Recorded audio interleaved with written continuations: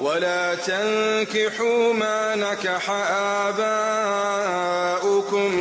من النساء إلا ما قد سلف إنه كان فاحشة ومقتا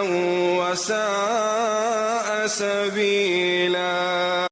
او دیکی بشد سرا چې د تو سے پلانین نکاح کړي دو تو سے د هغه سره نکاح ما کوي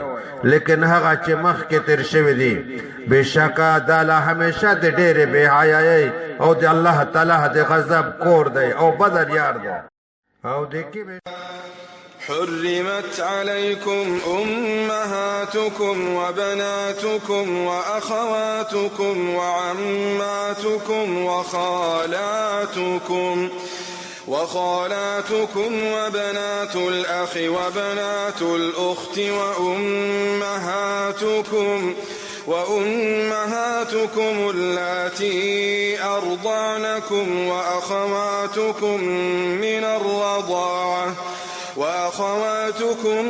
الرضاعة وأمهات نسائكم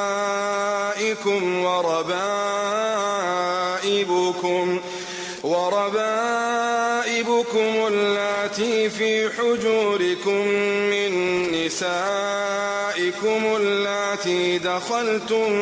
بهن فإن لم تكونوا دخلتم بهن فلا جناح عليكم وحلائل أبنائكم الذين من أصلابكم وأن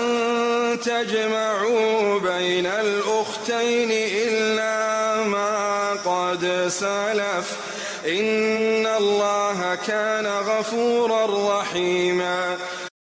حرام کړل شوی دی په تو سے باندې د تو سے مانځي او د تو سے لینا او د تو سے خواندي او د تو سے ترورګونه د پلور خواندي او د تو سے خلاګانې د مور خواندي او رره او خورځي او د تو سے هغه مانځي چې تو سے ته اتای در کړای دی او د تو سے رضای خواندي او د تو سے د شذ مانځي سکا خوشګونه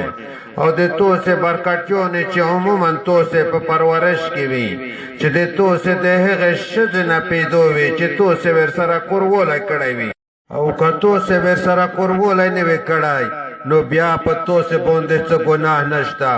او د تو سے د خپل حقيقي زمانه شذ نه ژان دي او دا چې تو سے د دوی خواندې ترمن جمعولای وکي په یو وخت کې دواړه په نکاح وسوته لیکن هغه چې مخ کې تیر شوی دی بشک الله تعالی همیشه ډیر بخشن کوي به حد مهربان دی.